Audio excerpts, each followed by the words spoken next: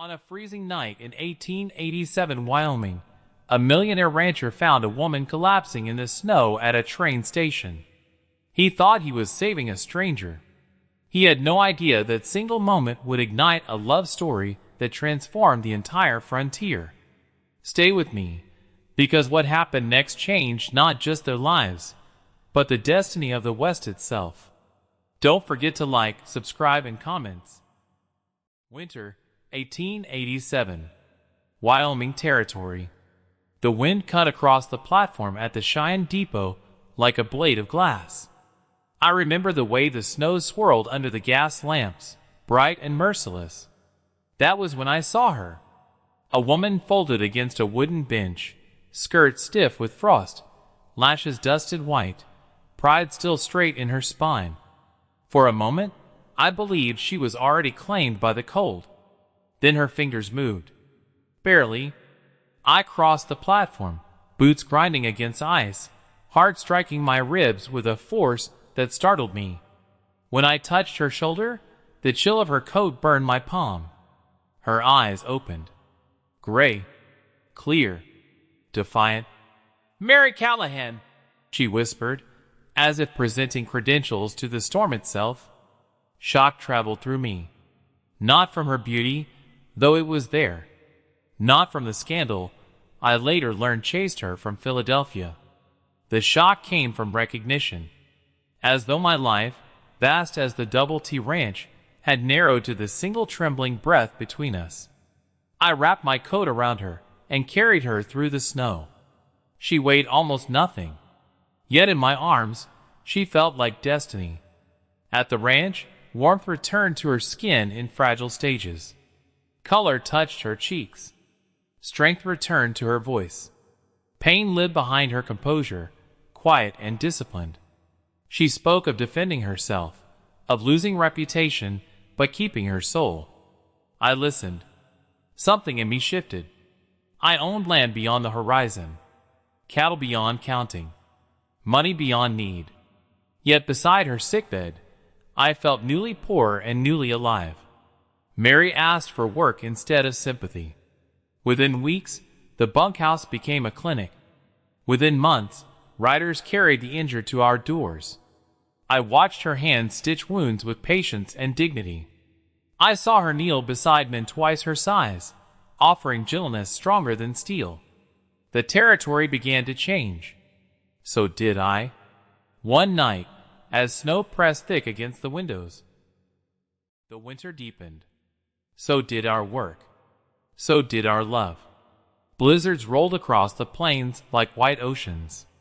Riders arrived at our gates half-conscious, wrapped in blankets stiff with blood and ice. Mary moved through the small clinic with steady hands and quiet command. The scent of carbolic acid mixed with wood smoke and wet wool. Lantern light trembled against the walls. I watched her shoulders straighten each time the door burst open. Pain entered with every gust of wind. She met it without hesitation.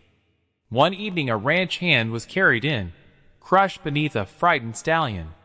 His breathing rattled like loose shutters in a storm. Fear struck me then. Sharp. Immediate. Not for my ranch. For her. The room felt too small. Too fragile. Mary pressed her palm against the man's chest and spoke his name with such certainty that even I believed he would remain among us. Her sleeves were rolled. Her fingers stained red. Snow tapped hard against the window panes as if demanding entry. For a single suspended heartbeat, the world narrowed to the rhythm beneath her hand. Then the man gasped. Air filled his lungs. Color returned. The shock that moved through me stole my breath. Not because death had brushed so near, because I understood the cost of her courage. Each life she saved carried a memory of her own suffering. Each wound she stitched healed something unseen within her. Later, when the clinic grew quiet, she leaned against the doorway, pale but luminous. I guided her to the porch. The sky above Wyoming shimmered with cold stars. Our ranch lights glowed behind us like a promise. She rested her head against my shoulder. "I came here with nothing," she said softly. I felt the truth of that, and the greater truth forming between us. We were building more than shelter from the storm. We were building refuge for every soul cast out by circumstance. The wind carried distant hoofbeats across the frozen dark. Together, we stepped back inside. The door swung wide with a cry of hinges. Snow scattered across the wooden floor like thrown salt. 2 riders stumbled in, carrying a young woman between them. Her face was ashen. Her lips trembled with fever. Shock rippled through the room. Mary moved first. Always first. She guided them toward the narrow cot near the stove, her voice calm, steady, certain. I fed the fire until flames leapt high and fierce. Heat pressed against my skin. Outside, the wind howled like a living thing. Inside, breath came thin and fragile from the girl on the cot. Mary touched her brow, closed her eyes for a single measured second. Then she began. Water boiled. Cloth tore. Instructions flowed from her lips with quiet authority. I saw strain gather at the corners of her mouth. This case carried weight. The girl was with child. Too early. Too weak. The hours blurred into a haze of steam and prayerful silence. Lantern light flickered over Mary's determined face. I felt useless and enormous all at once. My ranch, my fortune, my influence meant nothing against the fragile thread of life trembling before us. A cry pierced the air. Small, fierce, alive. The sound struck my chest like lightning. Mary's shoulders sagged for one brief moment before she gathered the newborn close and placed the child against the mother's breast. Tears filled the rider's eyes. Gratitude warmed the room deeper than the fire. Mary swayed slightly. I caught her by the waist. Her pulse raced beneath my fingers. Exhaustion etched her features, yet her eyes shone brighter than any star beyond the window. In that instant, I understood the truth with startling clarity.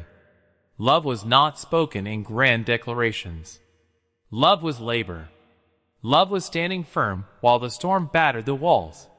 Love was choosing, again and again, to remain. Mary looked up at me. Snowlight framed her like a halo of winter silver.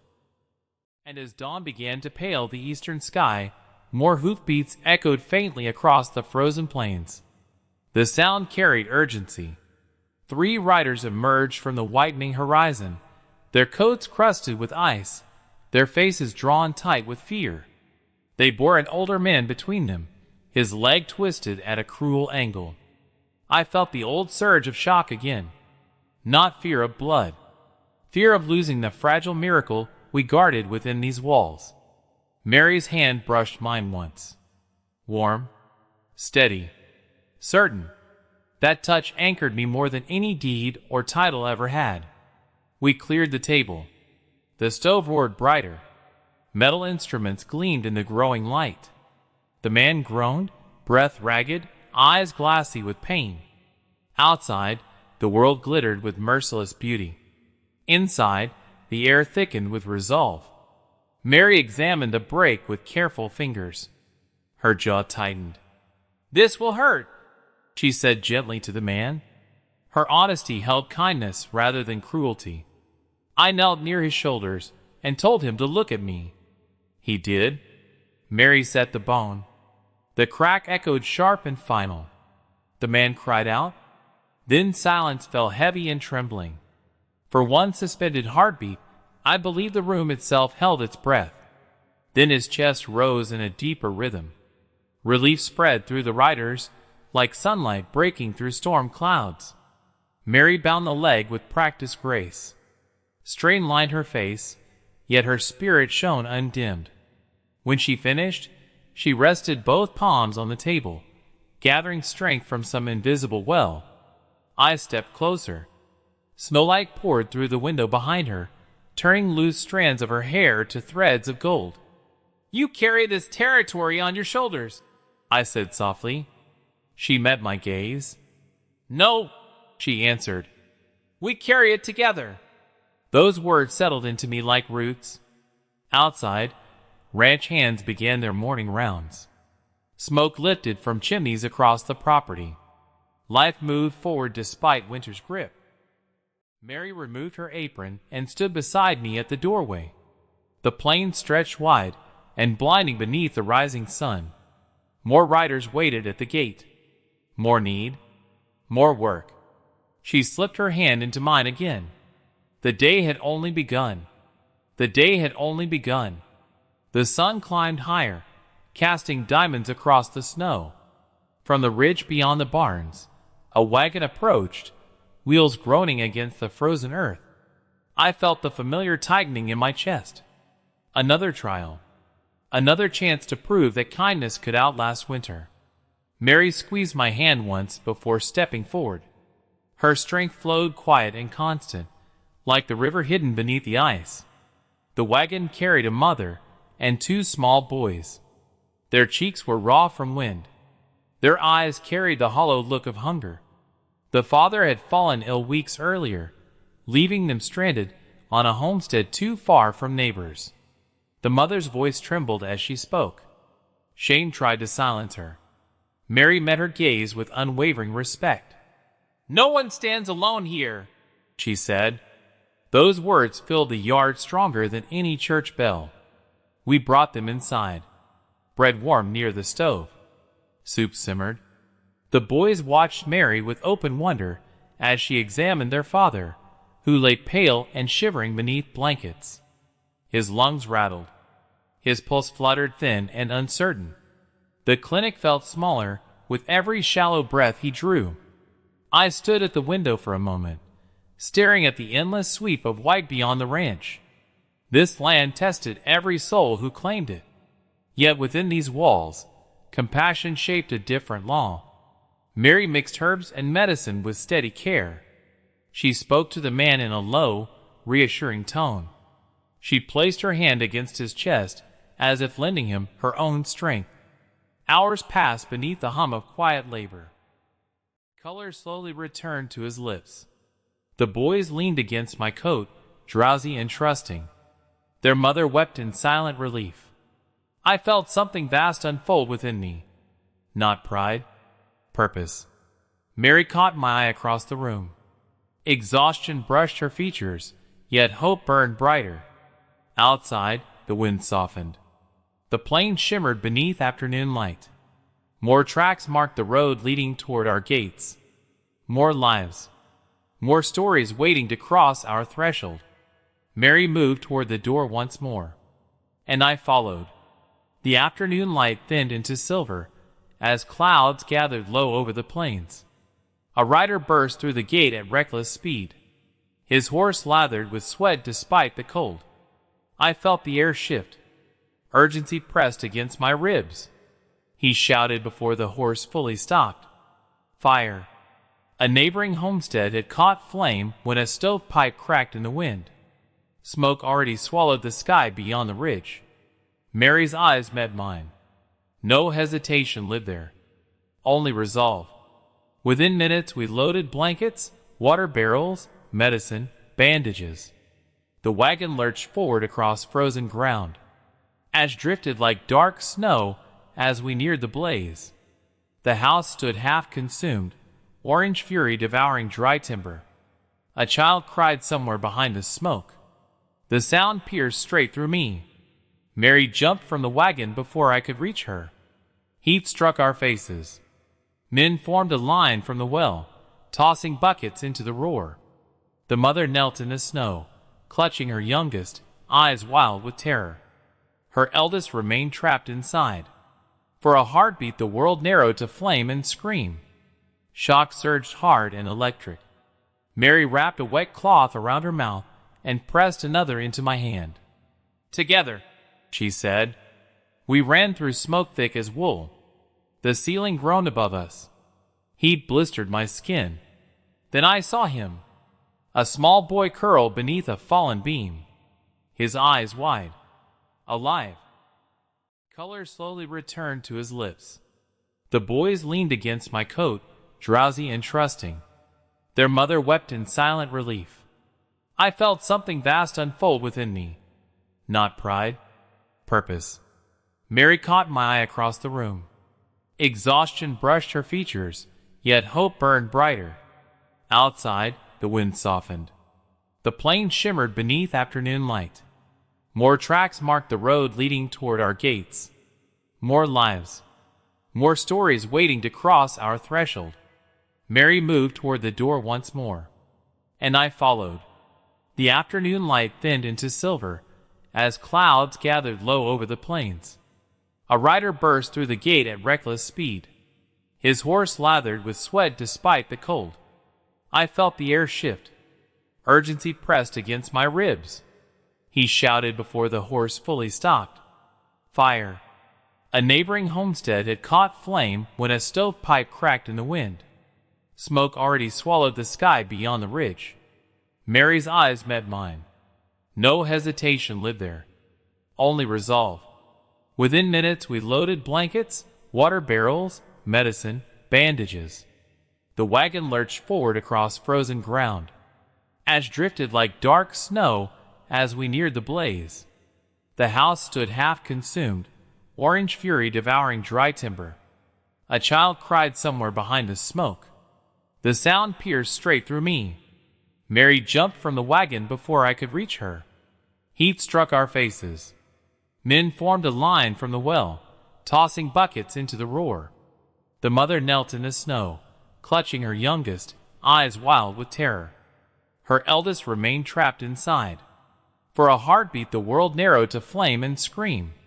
Shock surged hard and electric. Mary wrapped a wet cloth around her mouth and pressed another into my hand. Together, she said. We ran through smoke thick as wool. The ceiling groaned above us. Heat blistered my skin. Then I saw him. A small boy curled beneath a fallen beam. His eyes wide. Alive. Thin. Urgent. Not fear this time. Pain. A ranch hand staggered toward us through drifting smoke, his arm wrapped tight against his chest. Blood seeped between his fingers, bright against the snow. The sight struck sharp and immediate. The world had barely exhaled from fire, and already it demanded more. Mary rose despite the tremor in her knees. Ash streaked her cheeks like war paint. She guided the man to the wagon without a word of complaint. I helped him climb in. His breath came in ragged pulls. A splinter from the collapsing barn had driven deep into his shoulder. Every jolt of the wagon sent fresh pain across his face. The sky darkened toward evening as we raced back to the ranch. Clouds pressed low and heavy. The scent of smoke clung to our clothes. Inside the clinic, lanterns glowed warm and steady. Mary cleaned the wound with calm precision. The ranch hand gripped the table jaw tight, eyes fixed on the ceiling beams. I held his other hand. Strength passed between us without words. Mary worked slowly, carefully, drawing the splinter free inch by inch. When it slid loose at last, a wave of relief moved through the room like dawn. She stitched the torn flesh with patient grace. Each motion carried quiet devotion. Outside, the wind rose again, rattling shutters against their hinges. The ranch felt alive with breath and heartbeat. When the final bandage was tied, the ranch hand managed a weary smile. Gratitude softened his hardened features. Mary leaned back, exhaustion finally claiming her shoulders. I stepped close and brushed ash from her sleeve. Her eyes met mine, luminous even in fatigue. In them I saw the weight of the day. Fire, fear, fragile lives pulled back from the edge. And beneath it all, something unbreakable growing between us. She rested her forehead briefly against my chest. The simple touch carried more meaning than any vow spoken before witnesses. Lantern lights spilled across the snow in golden pools. From the distant road came the faint creak of wheels moving slowly toward our gates. The sound carried through the stillness like a question waiting for an answer. Mary lifted her head from my chest. Weariness lingered in her eyes, yet so did unwavering resolve. I stepped onto the porch as the wagon rolled into view beneath the lantern glow. An elderly couple sat bundled beneath quilts, their faces pale in the winter dark. Between them lay a young man, scarcely older than a boy, his breathing shallow and uneven. The cold had bitten deep. His fingers were blue. His lips trembled without strength. Shock settled heavy in my stomach. Winter showed no mercy. Mary moved past me with quiet urgency. Her hands cupped the young man's face, her voice low and steady as she called him back from the edge of silence. We carried him inside. The stove burned bright, flames casting long shadows against the walls. I rubbed warmth into his stiffened hands while Mary prepared hot broth and wrapped heated stones in cloth. The room filled with a scent of cedar smoke and hope. His grandmother wept softly into her shawl. Mary spoke to her gently, offering comfort as skillfully as medicine. Minutes stretched thin as thread. The young man's chest rose shallow, then deeper. A faint color returned to his cheeks. The change felt like sunrise breaking through storm clouds. I exhaled slowly, unaware I had held my breath so long. Mary's shoulders eased. She placed her palm over the young man's heart, measuring life with quiet gratitude. Outside, frost glittered beneath a sky sharp with stars. Inside, warmth gathered around shared effort and steadfast kindness. The elderly couple clasped our hands in trembling thanks. I felt humility rather than pride. This ranch had become more than land and cattle. It had become refuge. Mary stood beside me, her fingers intertwining with mine. Her touch grounded me in a truth deeper than wealth. Love lived here, not soft and fleeting, strong and enduring as the Wyoming earth itself. The night stretched onward. Hoofbeats echoed faintly beyond the ridge once again, and the lantern by our door burned steady against the dark. Morning came soft and pale over the Wyoming plains. The last rider of the night had long since found warmth. The clinic stood quiet at last. I stepped onto the porch and watched light spill across the snow like a blessing.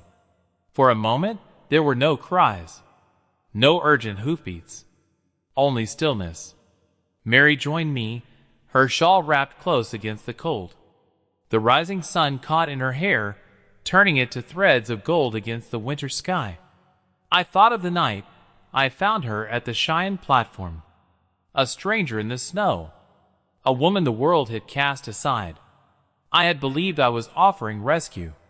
Yet standing there beside her, I understood the deeper truth. She had rescued me from a life measured only in acres and accounts. Together, we had learned that hardship carves space for grace, that pain, when shared, grows lighter, that courage spreads from one steady heart to another. The ranch had become a sanctuary because compassion lived within its walls. Not wealth, not power, but willing hands and open souls. Mary slipped her hand into mine. Below us, smoke rose from chimneys we had helped rebuild. Children's laughter drifted faint and bright across the yard. The young mother whose home had burned now stood stronger. The ranch hand with the broken shoulder walked with steady steps. The fevered father breathed deep beside his family. Each life touched by kindness had carried that kindness forward. Winter still ruled the plains. Storms would come again. Loss would visit as surely as snow. Yet love had taken root in this hard soil. And love, tended daily with labor and sincerity, endured. I turned to Mary, gratitude steady in my chest.